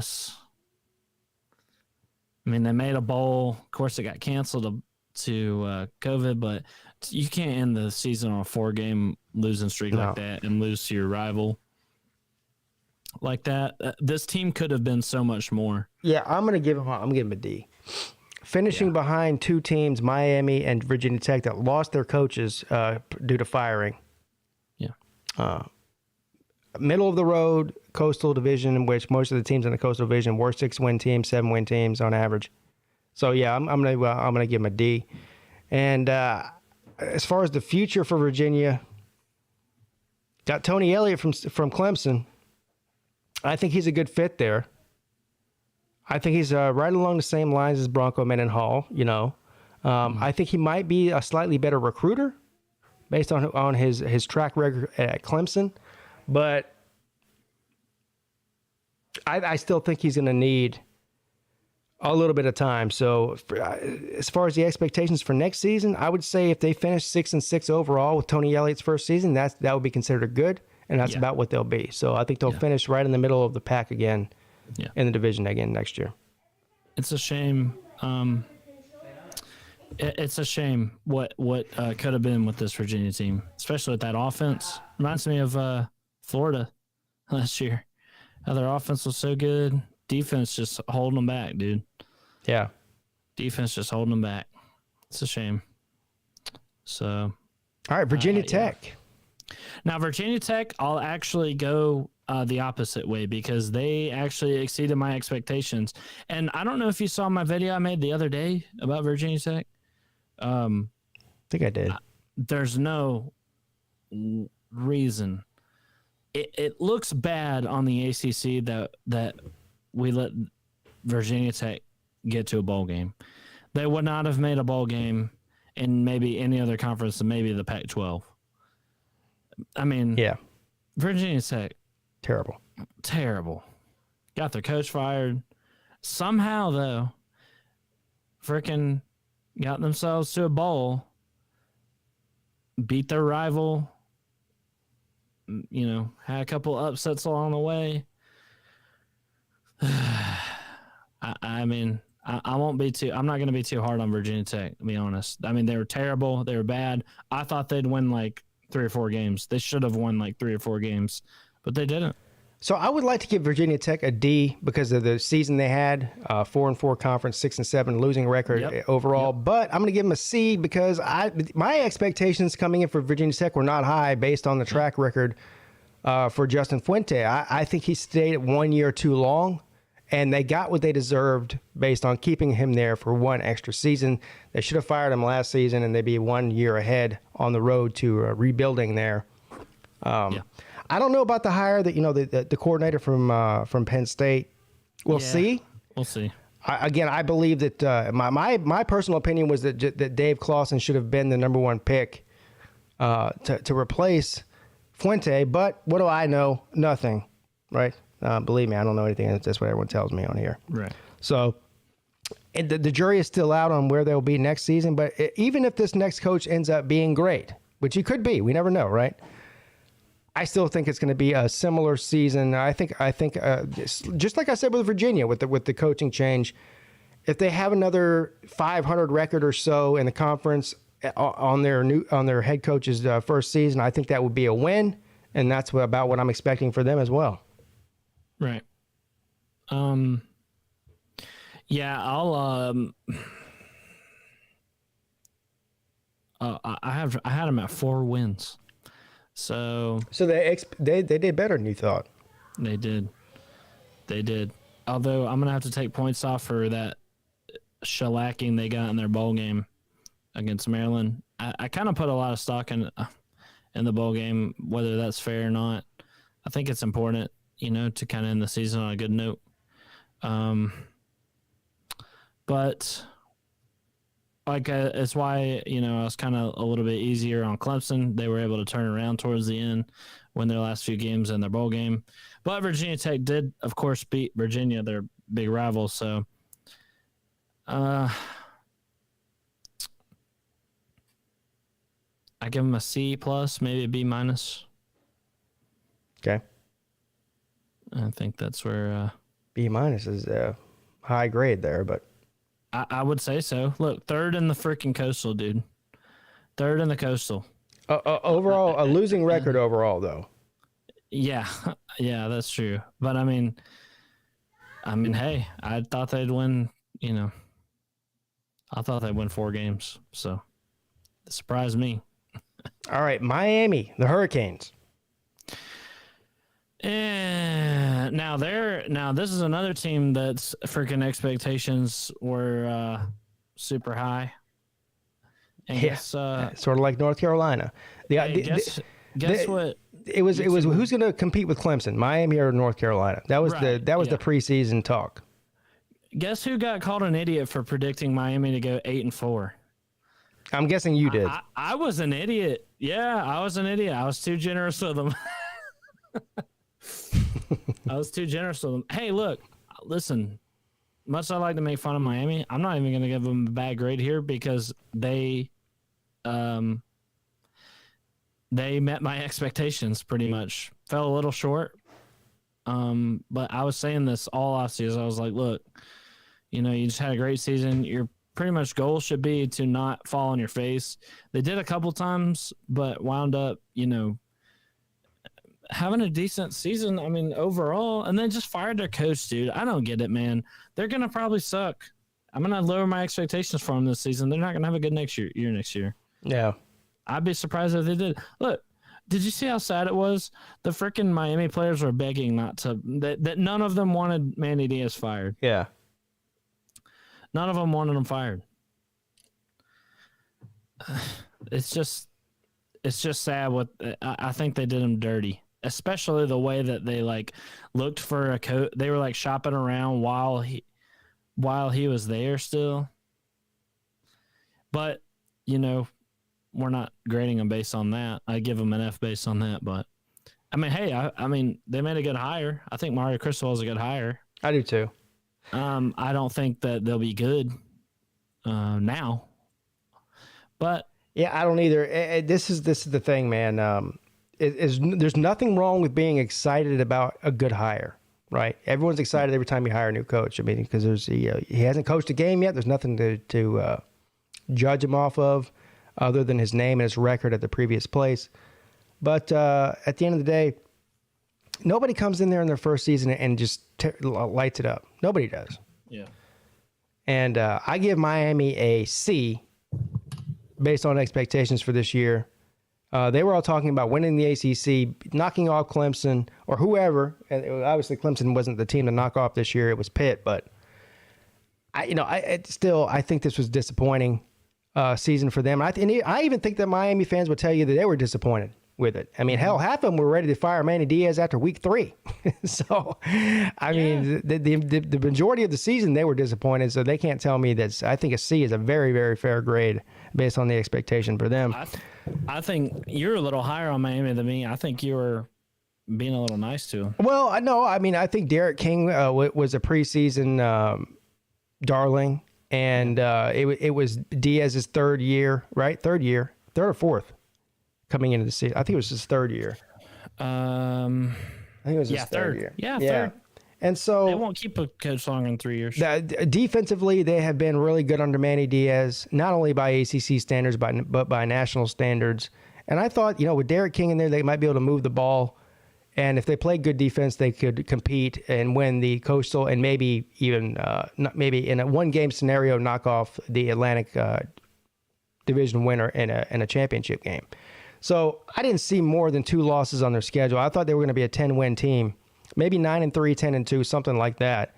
And for them to finish 7-5 overall, I think is extremely disappointing. And some of their losses were just, you can go down the line, UNC, Clemson, Miami, all these teams that were projected to be towards the top of the ACC at the end of the year all had head-scratching losses. Yep. But out of all of them, North Carolina and Miami in particular, out of those 3 teams, had the worst losses by bad teams. So... Yeah. So I actually want to whack myself off a little bit here, if that's all right. Sure. Go ahead, whack yourself off.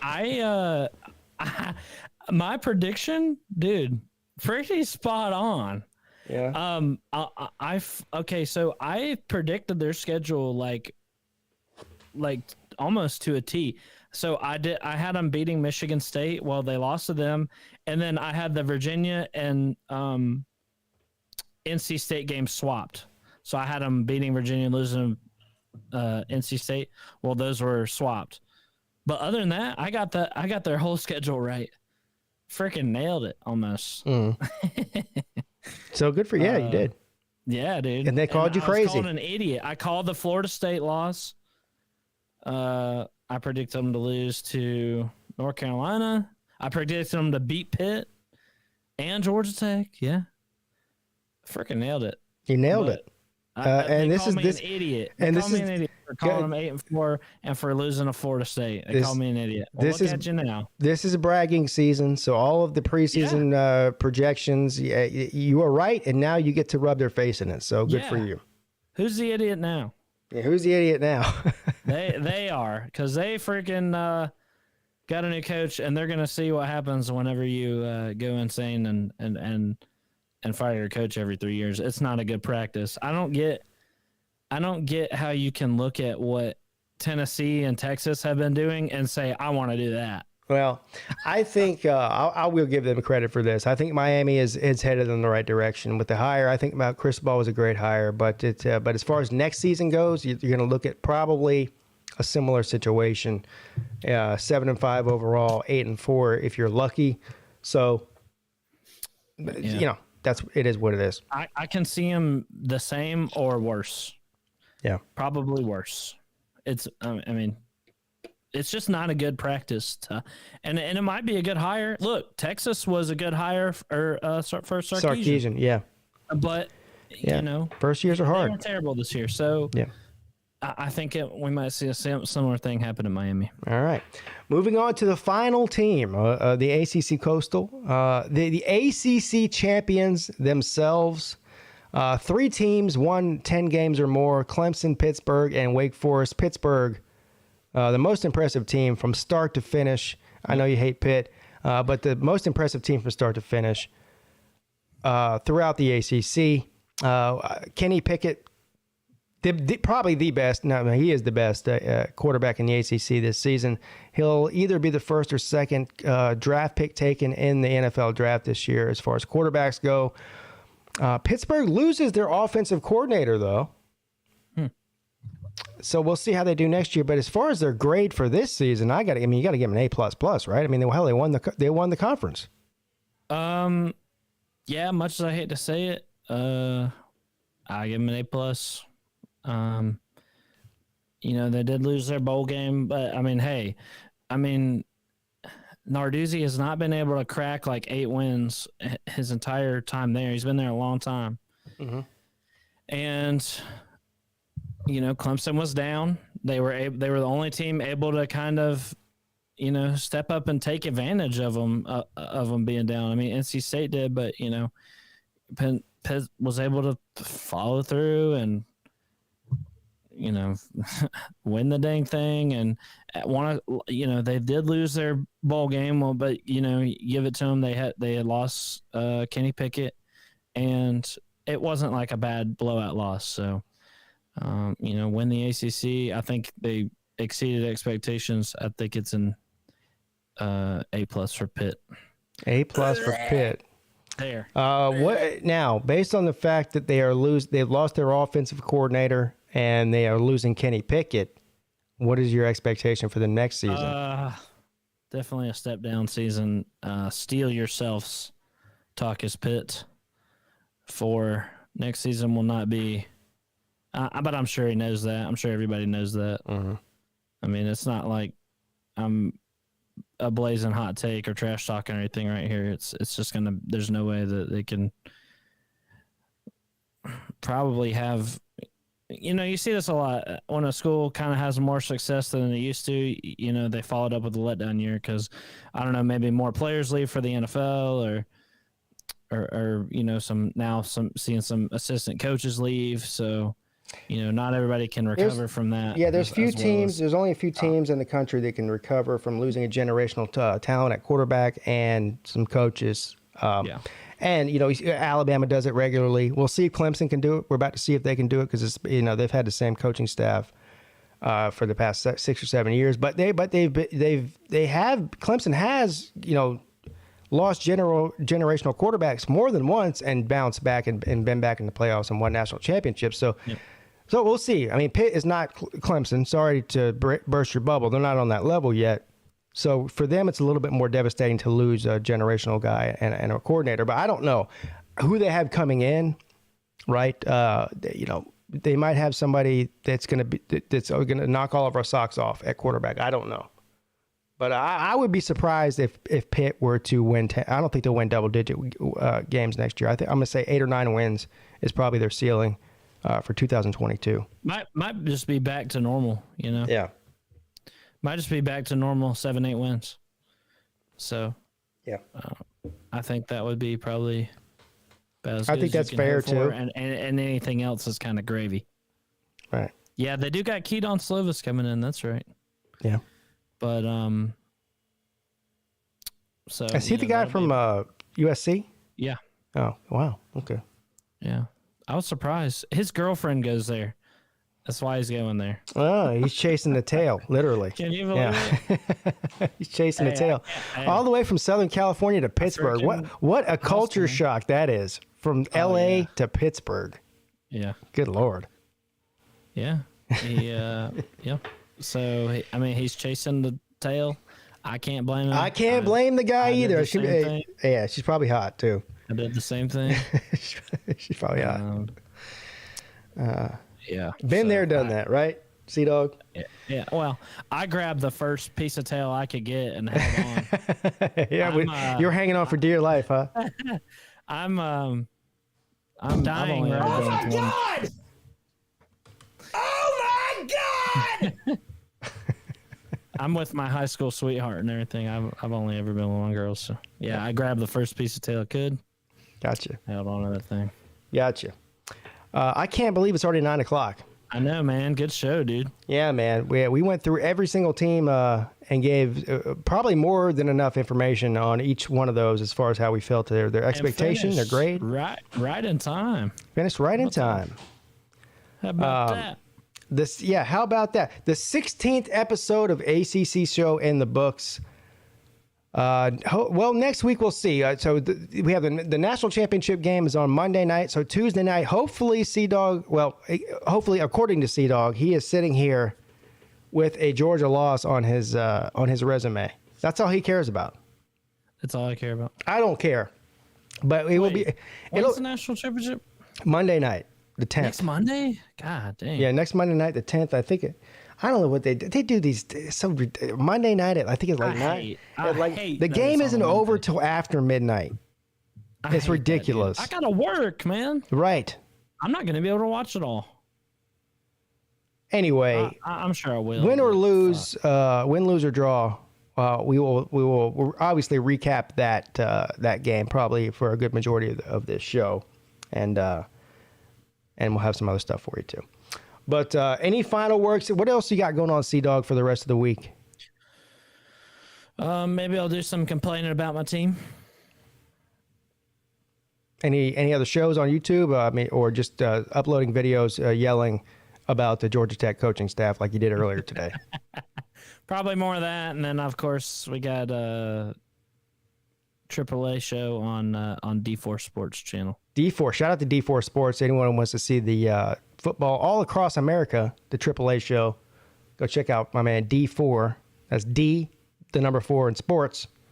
Go subscribe to him. He does some great shows over there, which of course, who else is on that show? You got you, D4, Jordan Bowman, who is it? Maddie Sims. Yeah, Maddie Sims. Is that it? And Zach, the Purdue. Yeah, fan. Zach, the Purdue man. That's right. Yeah. As far as I go, I will be back tomorrow night at 10 p.m. For the live football call-in show, and Friday night at 10 p.m. for the live college football call-in show. And of course, next Monday, I said I will be live streaming the national championship game.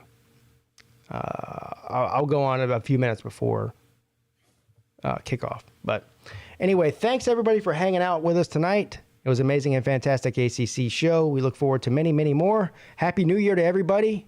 Your boy Pigskin Pete and Sea Dog are checking